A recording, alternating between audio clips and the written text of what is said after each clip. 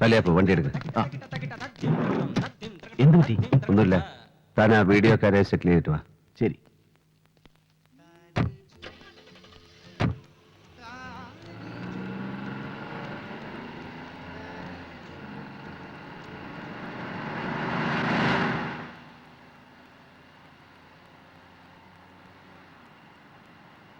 എന്താ മൂടൊന്നും മാറിയ പോലെ?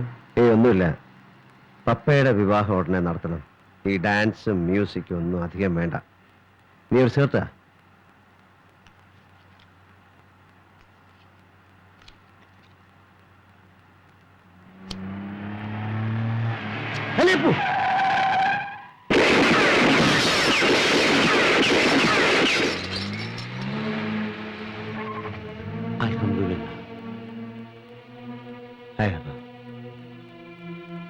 ഇതാരാ ഇവിടെ വന്ന് കളിക്കാൻ?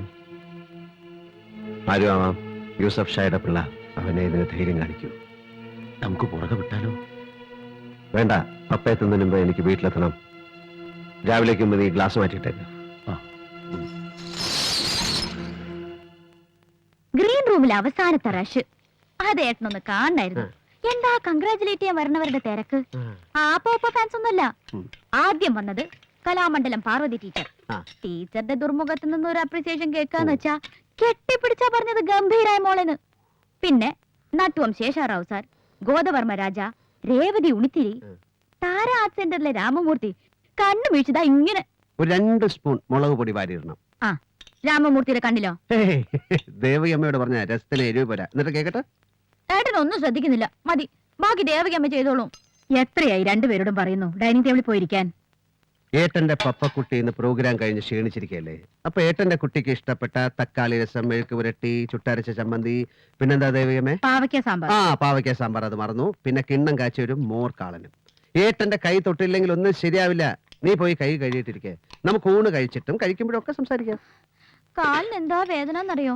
എല്ലെല്ലാം നുറുങ്ങിപ്പോയ പോലെ. ഊണ് കഴിഞ്ഞിട്ട് ദേവയമ്മ ഏട്ടൻ കോയമ്പത്തൂരിൽ നിന്ന് കൊണ്ടുവന്ന കർപ്പൂരായ തൈലോട്ട് ഒഴിഞ്ഞുതരും. എന്നിട്ട് ചൂടുവെള്ളത്തിൽ മേൽ കഴിയിട്ട് സുഖമായിട്ട് കിടക്കണം. ആദ്യം ഡിന്നർ, അത് കഴിഞ്ഞിട്ട് എന്തുള്ളൂ. ഹലോ, ആരാ? ആരാ? എനിക്കേട്ടാ. ഹായ്, ഞാൻ വെയിറ്റ് ചെയ്യായിരുന്നു. പ്രോഗ്രാമിന്റെ സക്സസ് അത് നന്ദന്റെ മിടുക്ക. പിന്നല്ലാതെ ഞാൻ പറയുന്നത് അതൊന്നുമല്ല. എനിക്കൊന്ന് കാണാൻ തോന്നുന്നു. എന്താ അതിൽ ഇത്ര വലിയ തെറ്റ്? ഒന്ന് കാണണം തോന്നി, അത്രയല്ലേ പറഞ്ഞുള്ളൂ. ഓ, വലിയൊരു അഡ്വൈസർ. കണ്ണട വെച്ചോണ്ട് മാത്രം ആളുകൾക്ക് വലിയ മെച്ചൂരിറ്റി ഒന്നും വരില്ല. ഓ, ആരാ പപ്പ അത്? ഏട്ടാ, വേഗം സംസാരിച്ച് അവസാനിപ്പിക്കേ. കഴിക്കാം. സംസാരിച്ചു കഴിഞ്ഞു. നന്ദനായിരുന്നു ഏട്ടാ. ആ തിരക്കിനിടയ്ക്ക് ഒന്നും പറയാൻ പറ്റിയില്ല. അതുകൊണ്ട് വിളിച്ചതാ, ജസ്റ്റ് കൺഗ്രാറ്റ്സ് പറയാൻ. ഫ്രണ്ട്ഷിപ്പ് നല്ലതാണ്. അതിന് മുകളിൽ ക്രിയേറ്റീവായ പൊട്ടൻഷ്യൽസിനോടുള്ള ആരാധനയാകാം. പക്ഷേ അതിനപ്പുറത്തേക്കൊന്നും വളർത്തരുത്. പപ്പയുടെ ഫ്യൂച്ചർ ഏട്ടൻ കൂടെ ചിന്തിക്കുന്നുണ്ട്. രാവും പകലും അതിനെക്കുറിച്ച്. അതൊന്നും വെറുതെ ആകരുത്. പപ്പയ്ക്ക് മനസ്സിലായോ?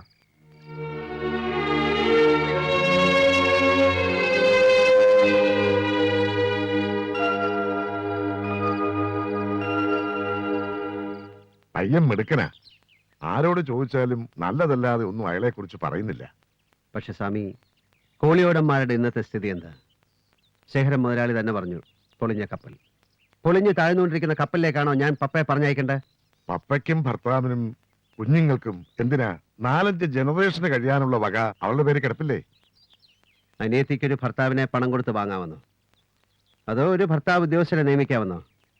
ഇല്ല സ്വാമി, വലിയ പണക്കാരനൊന്നുമല്ല. കൊള്ളാവുന്ന കുടുംബം, നല്ല ജോലി, അങ്ങനെ ചില മിനിമം ആഗ്രഹങ്ങളെ ഞാൻ പറയുന്നുള്ളൂ. അങ്ങനെ ഒരു ബന്ധം കിട്ടും. അവളെ തിരുത്താൻ കഴിയുമെങ്കിൽ അതല്ലേ നല്ലത്. വഴക്കു പറയരുത്. ഏട്ടന്റെ സ്വരം മാറിയാൽ തകർന്നു പോകുന്നൊരു മനസ്സാ പപ്പയുടേത്. ചെല്ലുമോളെ. എന്താ പപ്പ ഇത്? തലവേദനയാണ് ഏട്ടാ.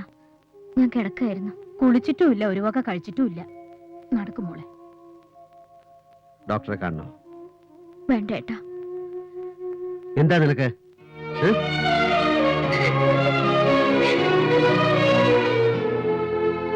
ഇത് എനിക്ക് സഹിക്കാൻ പറ്റില്ല സ്വാമി. അവളുടെ കണ്ണീര് കണ്ടാൽ, അവളെ കരയിച്ചിട്ട് പിന്നെ എന്താ നേടിക്കൊടുത്തിട്ട് എന്താ? സേതു, എനിക്ക് ആ പയ്യനെ നന്ദനെ ഒന്ന് കാണണം.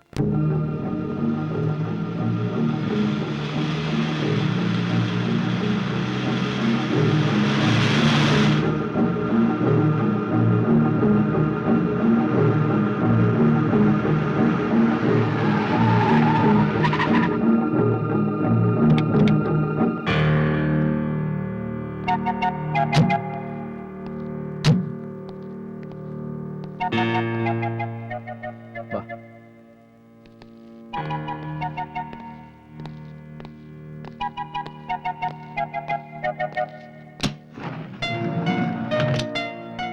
കേറ്.